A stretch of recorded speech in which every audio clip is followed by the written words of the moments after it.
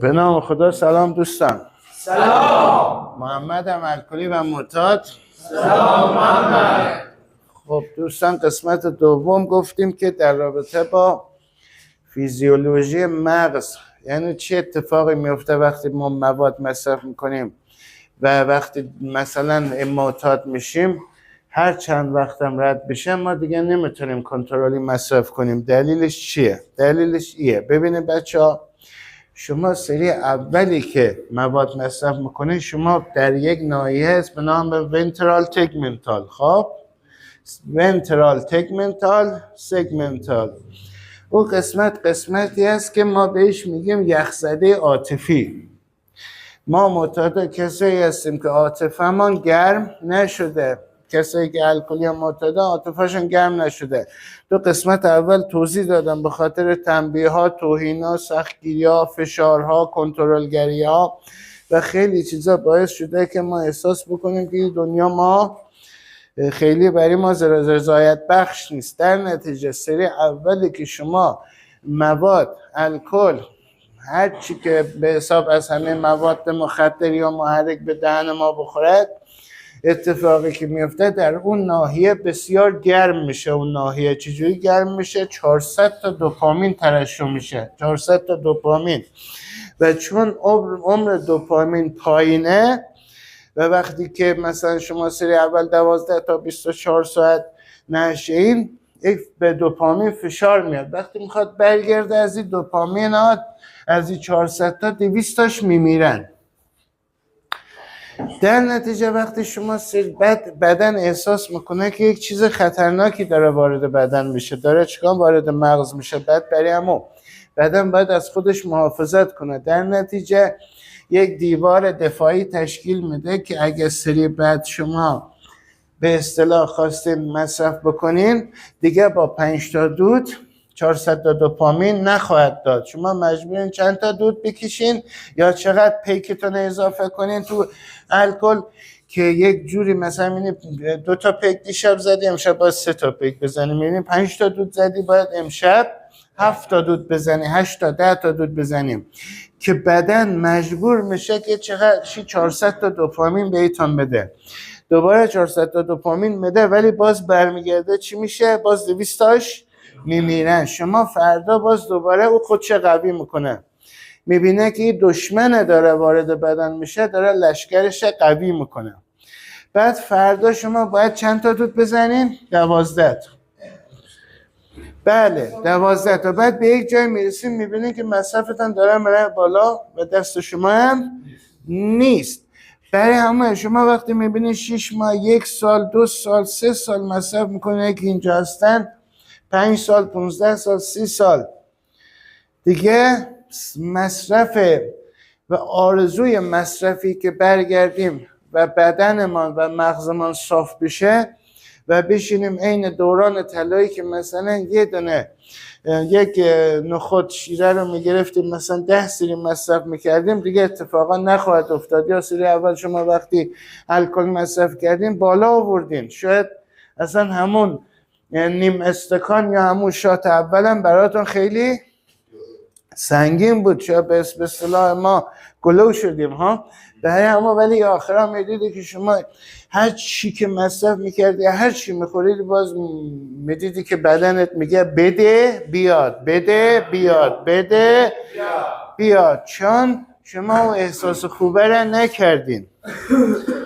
انقدر این وضعیت قوی شد که حتی ما با دیدن حتی بطری های دربسته احساس میکردیم که داخلش چقدر الکل هست و ما را خواهد گرفت یا نخواهد گرفت، یا تو همون از داخل پلاستیک تشخیص میدادیم که این مواد اندازه هست یا نیست. برای همون گفتیم خطم نمی اندازه، هم نمیدونم فلان هم نمیکنم. برای همون یکی از اشکالات ایه که من اسمش رو گذاشتم توهماتی که ما الکلیا و معتادا داریم. ایه که ما احساس میکنیم که بعد از یک مدتی پاک شدن مغز ما هم پاک خواهد شد. نه، مغز ما پاک نمی شود و اون سیستمی که تو مغز اجرا شده است، سیستم ضد به حساب حمله برای الکل و مواد و قرصی که از بیرون میاد او تاخرون خواهد بود. برای همه که ما میگیم ما تاخرون او سیستم در مغز ما وجود دارد. برای همه که ما هر روز که وقتی خود منم معرفی میکنیم میگیم محمدم الکلی، محمدم معتاد، چون این سیستم هست. اگر من با بیمارم، اگر من در زندگی بیرونی دچار عصبانیت بشم، دچار چالش بشم، دچار هر مسئله بشم و برم مصرف کنم، دوباره به وضعیت هر چند وقت پیش 6 ماه، 6 سال، 16 سال، 26 سالم پاک باشم، برمیگردم به همون وضعیت مصرف روزهای آخر. حالا مصرف روزهای آخر ما دو رقم مصرف داریم بچه ها. یک مصرفی داریم روزهای آخر که تصمیم گرفتیم خسته شدیم بذاریم کنار، اما در اصل آرزوی ما یک چیز دیگه. یا آرزوی ما اینه که مواد به قدر فراوان باشد، پول به قدر فراوان باشد، الکل باشد، غذا باشد، هیچ کسی هم گیر ندهد و همیشه ما شب مراد داشته باشیم.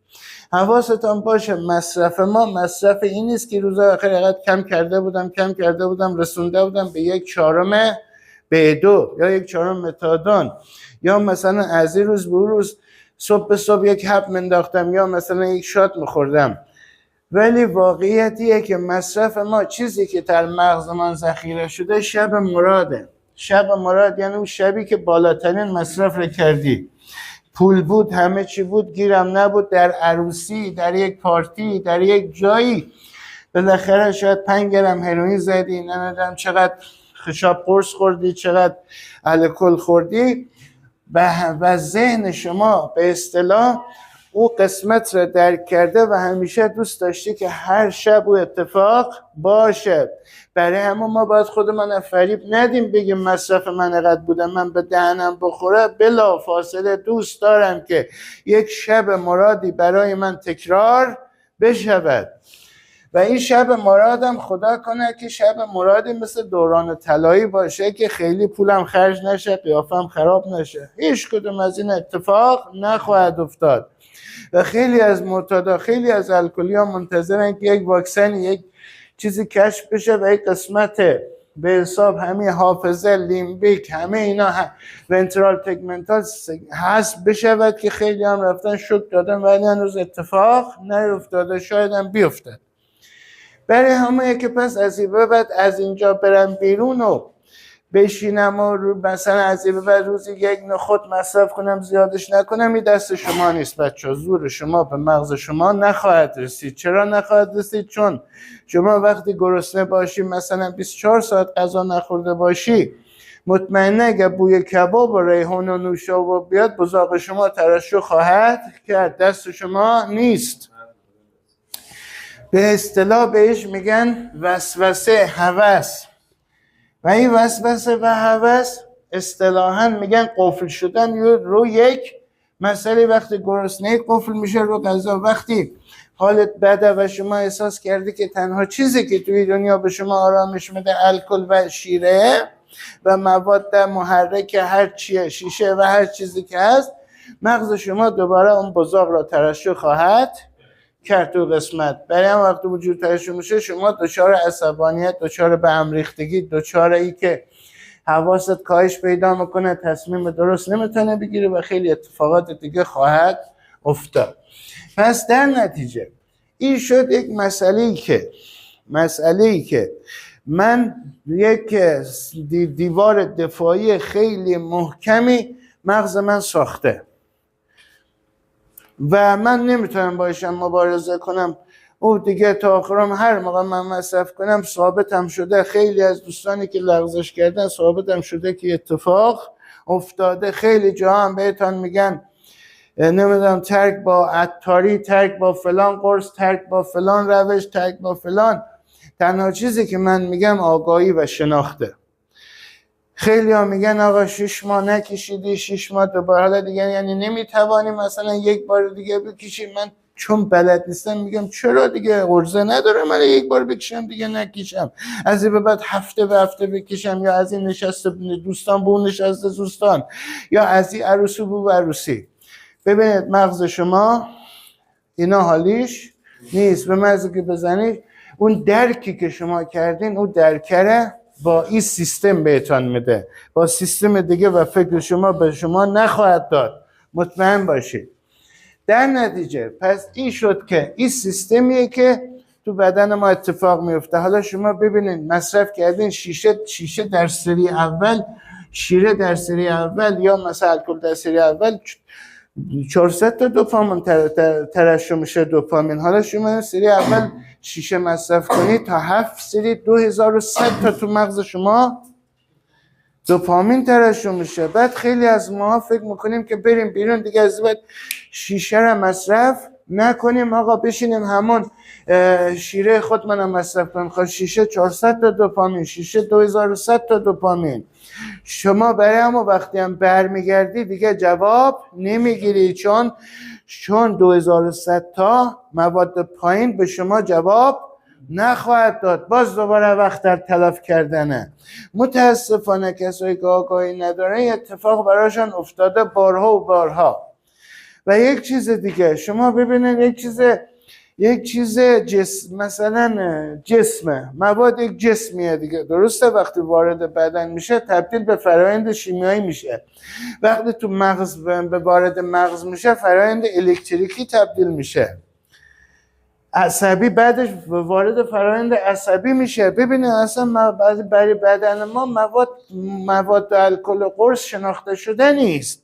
او چیزی میخواد به او چیزی رو میشناسه که ما به اصطلاح میگیم زورش به قسمت دوپامین ما بچربه، یعنی میگه ترشح کن حالی را خوب کن.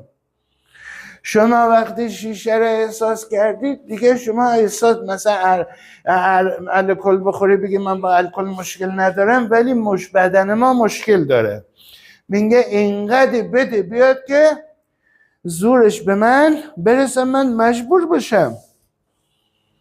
شما توهم میزنه، فکر میکنه با یک عزیبت بری شب جمعه به شب جمعه یک مثلا عروسی به عروسی یک دو پیک بخوری تمام. نه آقای، اتفاقات تو مغز نخواهد افتاد و اینا چیزهای علمیه. اینا چیزهای علمیه و ثابت شده و تحقیق شده. در نتیجه از امروز باید این رو بفهمیم که ما دیگه راهی برای مصرف موفقیت آمیز نداریم و حتی ما با انسان‌های دیگه هم خیلی فرق میکنیم. ما سه رقم انسان داریم دیگه، یکی سالم، یکی هیچ دهنش چی نخورد، نه مواد نه الکل نه قرص. یک انسان‌هایی داریم به نام نرمال که گاه گداری نشستن زدن، ما هم که کلا مختل دیگه ها، اختلال، دارای اختلال مصرف مواد و الکل، درست؟ ابیوز بهش میگن. ما چی میگیم؟ ما میگیم آقا ما باز یک توهم دیگه هم داریم. توهم داریم که میگیم ما ترک میکنیم چون تا الان سنگین میکشیدیم، اجبار در مصرف شدیم، موقعی که نمیکشیدیم خماری میامد سراغمان. از این به بعد میریم مثل ترک میکنیم 3 ماه 6 ماه آب که زیر پوستمان جمع شد، بعد دیگه خیلی کسایی که هر موقع دلشان خواست میکشن و ما دیگر مثل اونا هر موقع خواستیم میکشیم، هر موقع خواستیم نمیکشیم. بدن ما چی میگه؟ بدن ما میگه او پسی که او وضعیت را داره و گاه گداری میشینه میکشه، او بیماری اعتیاد نداره. یعنی چی بیماری اعتیاد نداره؟ او دنبالیه که یک ذره احساس میکنه که کلش گرم میشه میتونه بهتر کار کنه، اما یه خطی برای خودش در نظر گرفته، میگه آقا اگر 6 تا دود شیره بزنم بیشتر عوارض داره و مصرفم نمیکنم. اما چون اون گذشته بیماری خطرناک ما رو هم نداره، توهین، تحقیر، سرزنش فلان اونا رو با خودش حل کرده، برای همون مصرف مواد یه خورده‌ای به حالت چی میبینه؟ به حالت رفع خستگی، یا حالا یه خورده‌ای کلش داغ بشه. اما ما مواد رو با چی دیدی نگاه میکنیم؟ دیدی که اگر این نباشد من نمیتوانم زندگی کنم، من نمیتوانم زنده بمانم. خیلی فرق بین این دید و اون دید، درست شد؟ برای همه که ما اتفاقی که برامون میفته ایه که ما میگیم طرف نرماله، مصرف میکنه، میگه من حالم خوبه، بزنم یه خورده کلم داغ بشه، گرم بشه. آره، از اینجا به بعد عوارض. اما من چی میگم؟ من میگم حالم بده، بزنم خوب بشم، بزنم بهتر بشم، عالی بشم. بعد برای اما من موارد رو رد میکنم.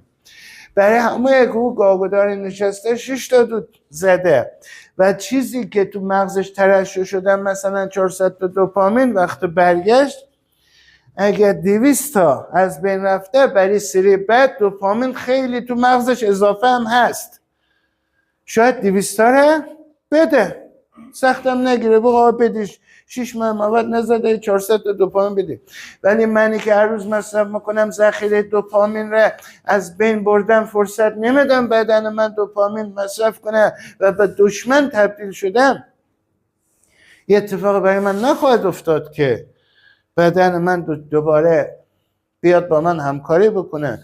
و ثابت هم شده که بعد 10 سال پاکی، 20 سال پاکی، 30 سال پاکی، هر کسی که لغزش کرده دوباره اتفاق براش افتاده و دشمنی باعث شده که 7 روز تمام برگرده به زندگی سابق و همون وضعیت به اصطلاح دیگه همون نره، نظافت براش مهم نباشه، خانواده مهم نباشه، پول نباشه، خیلی چیزا مهم نباشه.